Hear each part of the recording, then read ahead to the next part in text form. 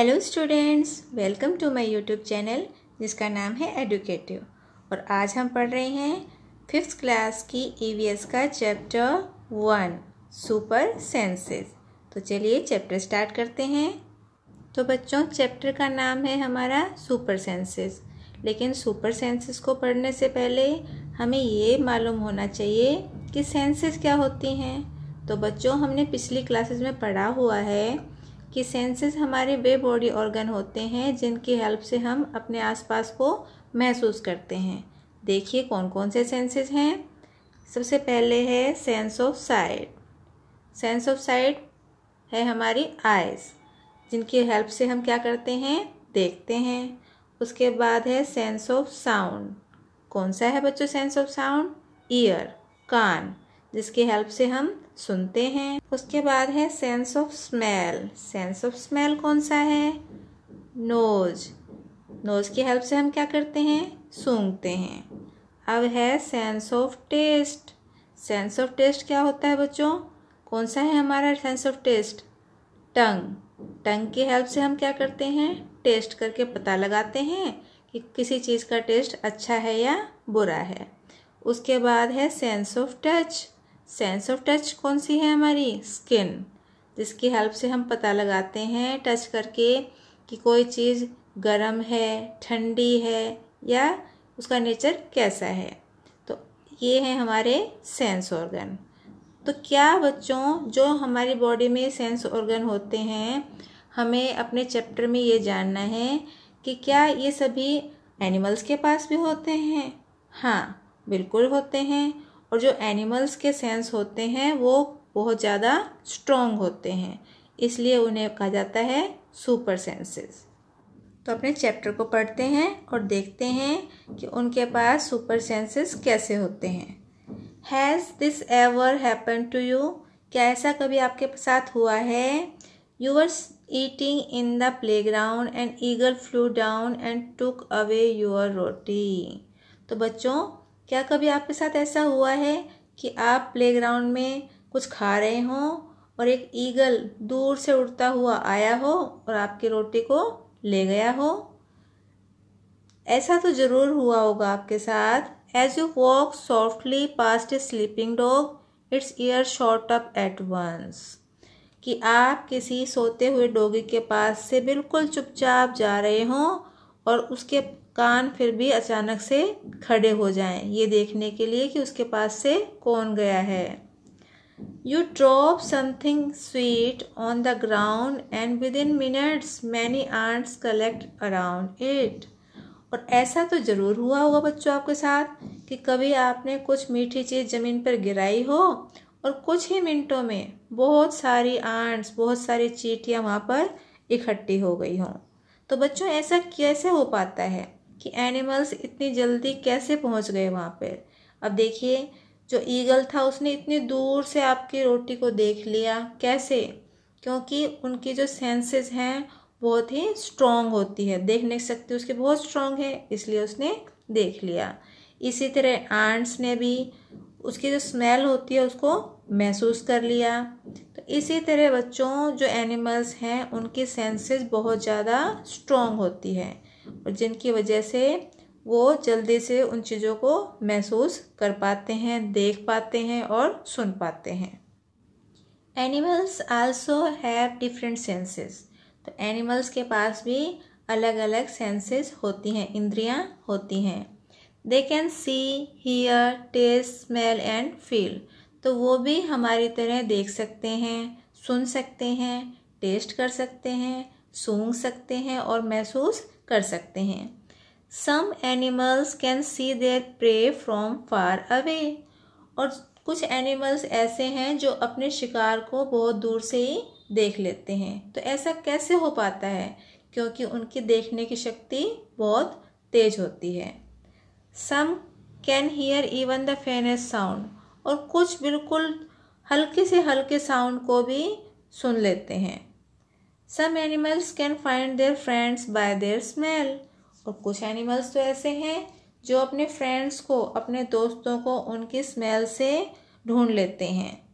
The animals world is full of example of amazing senses. तो जो बच्चों animal word है वो इस तरह के बहुत सारे एग्जाम्पल से भरा हुआ है, जिसमें कि आपको अमेजिंग सेंसेस के एग्जाम्पल देखने को मिल जाएंगे।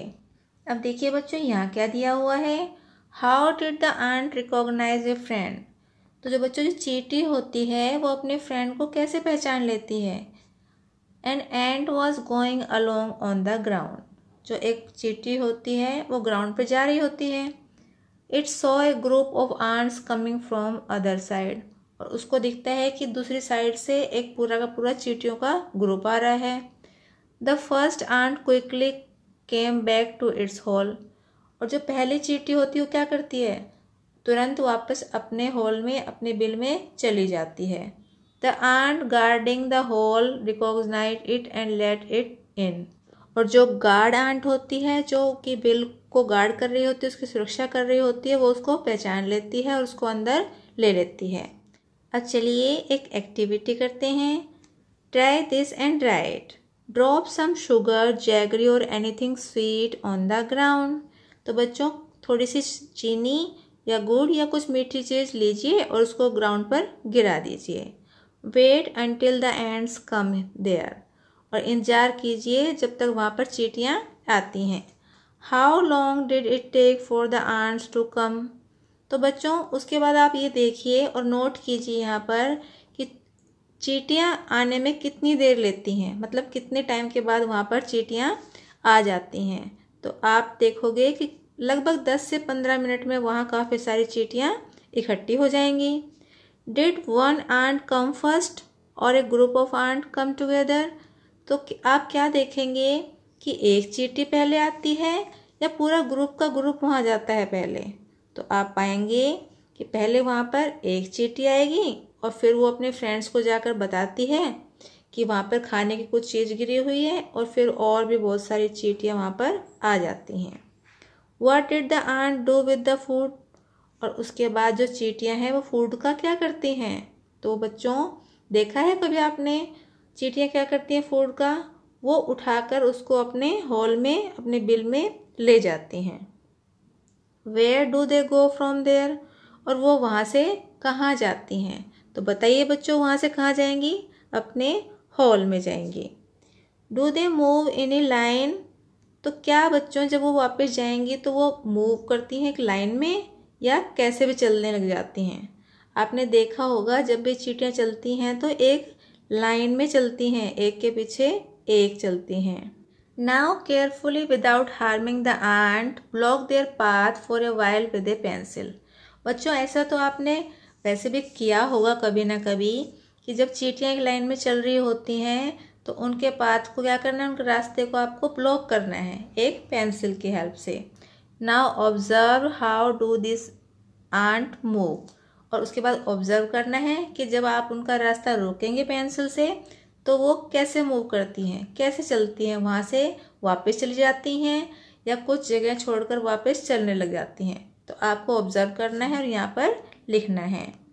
Many years ago, a scientist did many experiments like this. He found out that as the ants move, they leave a smell on the ground. तो काफ़ी साल पहले की बात है बच्चों, एक साइंटिस्ट ने बहुत सारे इसी तरह के एक्सपेरिमेंट किए और उसने ये पाया कि जो चींटियाँ चलती हैं तो अपने पीछे पीछे एक स्मेल, एक सुगंध छोड़ती हुई चलती हैं ग्राउंड के ऊपर। The other ant follow the smell to find the way. और जो उसके पीछे चींटी चल रही होती है उसकी स्मेल को फाइंड करती हुई उसको फॉलो करती है, उसके पीछे पीछे चलती है। Now can you guess why the ant behave like that when you block their path.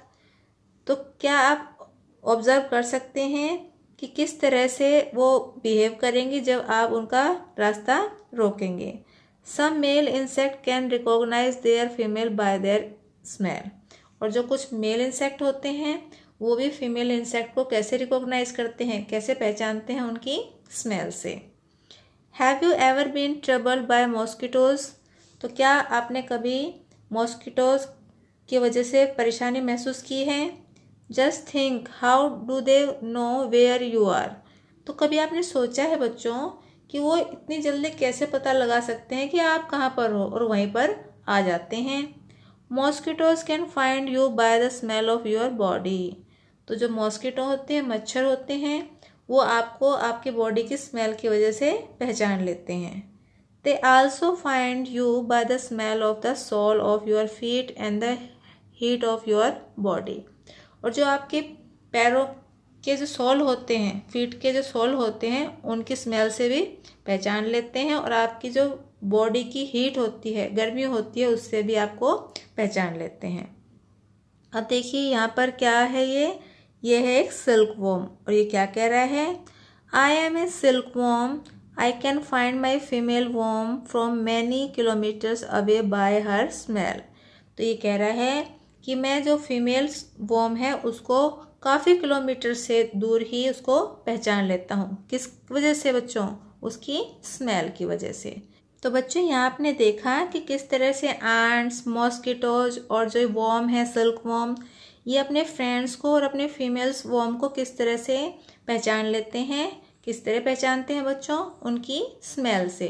और ये पहचानना इतना आसान नहीं है। वो ऐसा कैसे कर पाते हैं? अपनी सुपर सेंस की वजह से, क्योंकि उनके पास क्या है बच्चों? सुपर सेंसेस हैं। तो बच्चों ये था हमारे चैप्टर 1 का पार्ट 1 और नेक्स्ट वीडियो में हम पढ़ेंगे चैप्टर 1 का पार्ट 2। तो चैप्टर 1 के पार्ट 2 को देखने के लिए आपको क्या करना है? हमारे चैनल को सब्सक्राइब करना है और बेल आइकन को प्रेस ज़रूर करना है, जिससे कि आने वाली हमारी सभी वीडियो को आप देख पाएँ। और अगर आपको ये वीडियो पसंद आई है तो वीडियो को लाइक कीजिए और अपने सभी फ्रेंड्स के साथ शेयर ज़रूर कीजिए, ताकि वो भी इस चैप्टर को अच्छे से समझ पाएँ।